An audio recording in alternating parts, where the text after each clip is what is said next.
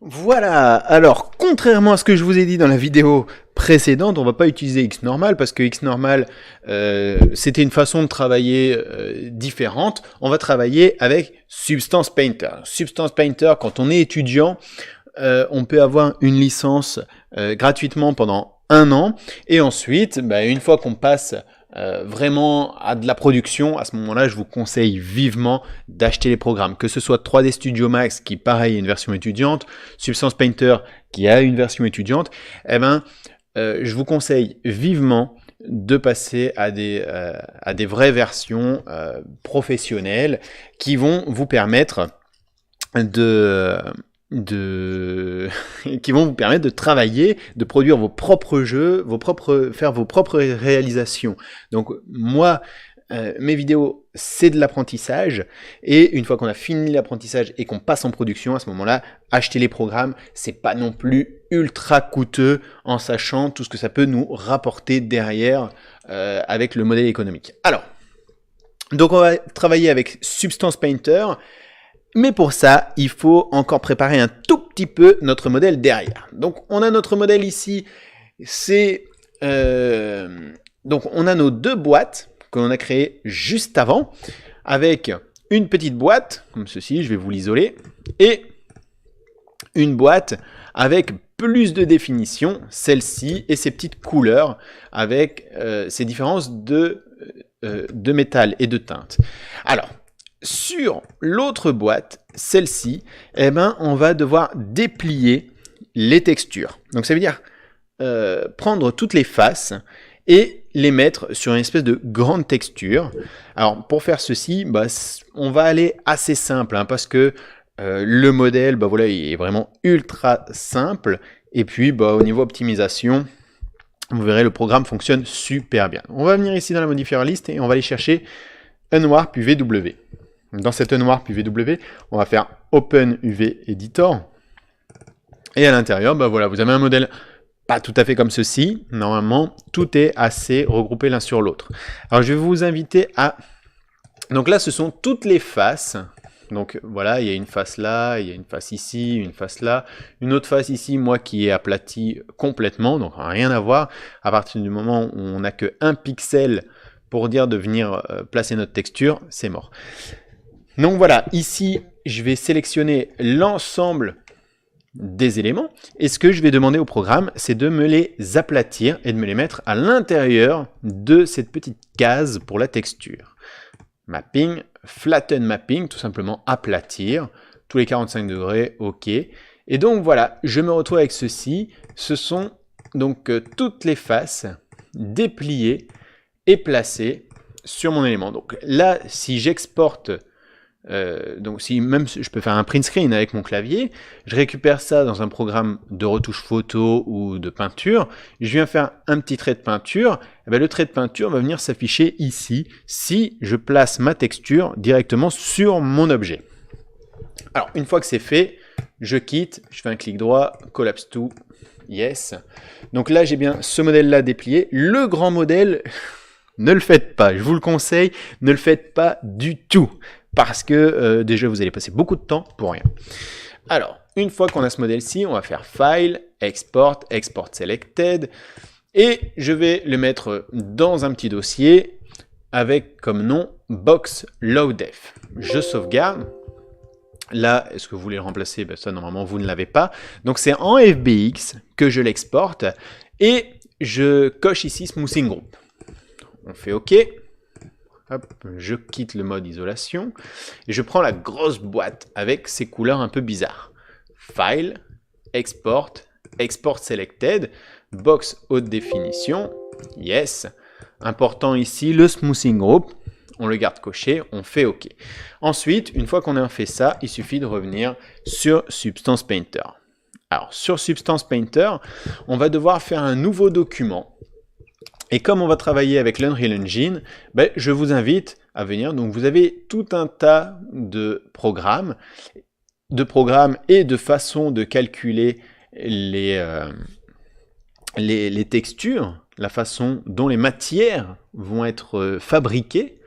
Et là, on va utiliser l'Unreal Engine 4, hein, parce que c'est le programme avec lequel on travaille. On va sélectionner un mesh. Donc le mesh que l'on va sélectionner, c'est notre boîte en loadf. On fait ouvrir. Ensuite, les normal maps vont être calculées en DirectX, parfait. Il y a DirectX ou OpenGL, hein, ce sont les deux grandes façons de calculer les normal maps, on va dire. Et on a la résolution du document, c'est la partie qui va se trouver ici. Ce sera du 2048 sur 2048. Suivant les performances de votre ordinateur, vous pouvez les changer. Mais vous risquez par la suite de perdre en performance à l'intérieur du programme, qui est quand même très gourmand comme programme, hein. Donc vous serez peut-être tenté à travailler en 1024 par 1024, 512 ou même plus bas. Après ça devient un peu compliqué. Et travailler plus haut, ben, si vous avez la possibilité, vous pouvez travailler plus haut, mais par contre si vous travaillez plus haut, forcément votre ordinateur risque de ramer. Donc moi en 2048, ça fonctionne super bien. Donc je laisse en 2048 et des fois il n'est pas rare que je travaille en 1024 directement. Ça ne change rien pour la suite. Quand vous ressortez vos textures de Substance Painter, donc là il va vous faire l'affichage en 2048 directement, mais c'est pas pour ça que vous pouvez pas sortir en 8K derrière. Si vous voulez sortir en 8K à la fin, on le verra, il n'y aura aucun souci. On fait OK. Et donc là, il nous a ramené, hop, pardon, le petit coup de peinture qu'il ne faut pas. Donc c'est Alt, clic du milieu ou Alt, clic gauche pour tourner, Alt, clic du milieu pour bouger tout simplement. Donc on a notre modèle 3D ici, hein, oh, super sexy, la molette également. Et ici, sur la gauche, on a notre texture. Et donc, comme je vous le disais, si je peins ici, ça peint ici. D'accord? Ça peint là, eh ben, claque directement. Alors, une fois qu'on a fait cela, il va falloir faire un baking de notre modèle haute définition vers ce modèle basse définition pour récupérer tout un tas de maps qui vont nous être utiles par la suite. Alors, ce baking, on va pouvoir le faire ici à l'intérieur directement. On va prendre Texture Set Setting. Et donc là, on a Base Color, Air, Roughness, etc. Et si vous descendez, vous avez la possibilité de backer un mesh, backer les textures à partir d'un mesh. On clique dessus. Et puis là, on a une fenêtre qui apparaît avec les différentes choses que l'on peut baker. Et on va rajouter ici notre mesh haute définition. Notre mesh haute définition, on clique dessus et on va aller chercher notre boîte en haute définition. On fait ouvrir. Et puis là, on a des paramètres. D'accord? Alors, ces paramètres, tout à l'heure, on a utilisé des couleurs. D'accord? Donc, on n'a pas utilisé des Material ID, on a travaillé avec des couleurs. Donc, on va devoir faire un petit changement. Donc là, c'est plus visuel pour vous. Mais ici, au lieu de travailler avec des ID, on va demander non pas de travailler avec ni des vertex color, ni les ID directement, ni les polygroups. On va utiliser un material color. Donc lui, il va aller rechercher la couleur de la matière et il va nous faire des séparations par rapport à ça. D'accord? Donc ça, c'est une grande chose à faire. Et puis, au niveau ici de notre boîte, alors lui, ce qu'il va faire, c'est tracer des rayons. Et suivant ces rayons, eh ben, il va nous prendre la normale, il va nous baker la normale, la couleur, etc. Par défaut, je sais, après vous pouvez le faire, hein, vous faites un bake comme ça, donc ça va commencer à calculer, et puis là vous allez voir qu'il y a des éléments qui ne seront pas visibles directement. Pourquoi? Parce que les rayons sont trop courts, d'accord? Ils ne prennent pas correctement l'ensemble. Donc voilà, par défaut, vous voyez ici, bah, c'est pas top, il me manque toute une partie ici devant, ici c'est pas complet, etc. Donc du coup, bah, c'est pas grave, on va rebéquer les éléments, mais en demandant à ce qu'il nous tire des lignes plus grandes. Donc lui, à partir de la face low def, il va tirer des lignes pour toucher la face haute def. Alors, du coup, ici, je vais mettre à 1 en distance. Donc là, c'est le maximum. Mais c'est pas grave, parce que de toute manière, notre boîte, elle est relativement simple, et il n'y a pas tellement d'éléments transparents, etc. Et donc, je vais faire un baking de cet élément. Et là, on voit effectivement que, tac, il a été chercher tous les éléments que j'avais besoin. Et il nous les applique directement sur les phases qui se trouvent ici. Donc vous voyez, ma boîte basse définition que j'avais tout à l'heure, il est venu me rajouter les éléments haute définition. Ça, c'est quand même pas mal déjà. Ça, moi déjà, je trouve que c'est vachement bon parce que on a un modèle basse définition sur lequel on a un effet, on va dire ça, un effet de texture haute définition. D'accord? Alors, on va faire quelque chose de très simple, très simple. On va pas commencer à aller dans les Smart Materials, Smart Max, etc. Masque, pardon. On va travailler très simplement pour vraiment vous faire comprendre la logique. Et une fois que ce sera fait, on pourra même se permettre d'aller le placer dans l'Unreal Engine et vous montrer le résultat final. Alors, voilà. Donc, il faut se rappeler. Tac, on retourne sur 3D Studio Max. Donc on a 3 couleurs. On a mis une couleur bleue pour ce fond. On a mis une couleur rouge ici pour tous ces détails-ci. Et puis une espèce de couleur blanche pour toutes les parties un petit peu métalliques. Alors, on retourne sur Substance. Et puis là, on a ici. Donc on va utiliser les matériaux de base. On a de l'aluminium. On a tout un tas de trucs. Là, vous pouvez les regarder. Vous pouvez même vous amuser avec, et je vais en prendre un. Je vais prendre celui-ci. Un PVC science-fiction que je vais mettre, clac, directement ici au-dessus. Alors voilà, du coup, qu'est-ce qui se passe? C'est comme Photoshop. Désolé, c'est comme Photoshop. Lui, il va aller chercher cette matière-là, donc le calque comme ça, et il va nous l'appliquer sur l'ensemble de notre boîte. Nous, si on a défini des couleurs, c'est pour faire des masques. Alors, ces masques, on va venir ici, dans Ajouter un masque, et on va faire un masque par rapport à une sélection de couleurs. On clique dessus, et là, lui, par rapport à ce qu'on a été coché tout à l'heure dans les ID de masques, etc., il nous a fait un masque, il nous a fait une texture avec les couleurs de matière. Et on va pouvoir venir piquer la couleur. Alors là, on a les couleurs qui apparaissent, et donc c'est à nous de choisir. Donc le bleu qu'on vient de créer, un peu science-fiction, je vais venir cliquer sur le bleu. Et du coup, lui, il va me faire automatiquement le masque pour avoir cette texture uniquement sur ces éléments-là. Vous voyez, c'est quand même terrible, la facilité avec laquelle c'est fait. Ah, désolé. Alors, ensuite, je vais en prendre un deuxième. Hop. Je vais prendre celui-là. Moi, celui-là, il m'a l'air très sympa. Hop, je le prends.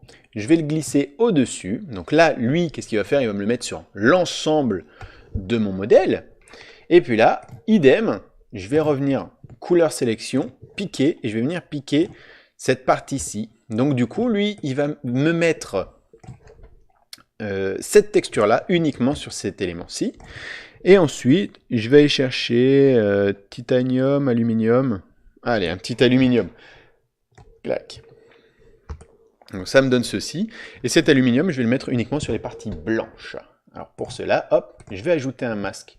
Je vais venir piquer une couleur et je vais prendre la couleur blanche qui se trouve ici. Et du coup, voilà, j'ai ici mon modèle avec différentes textures suivant les éléments que j'ai mis.